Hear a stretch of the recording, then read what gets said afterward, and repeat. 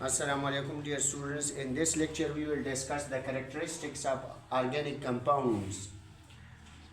Composition. There are generally eight characteristics are given for the organic compounds. Number one, composition. Organic compounds composed of main chain of carbon, mean carbon containing chain. This is mostly, for example, the organic compound consists of this one chain. Actually, this one dash represent hydrogen. So, most of the organic compounds are non-polar in nature. These are easily combustible and having low melting and boiling points due to non-polar character. These are soluble in non-polar substances because the organic compounds are non-polar in nature.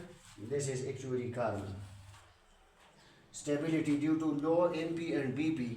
Generally, these are decomposed at a high temperature into simple substances, so this represents the stability.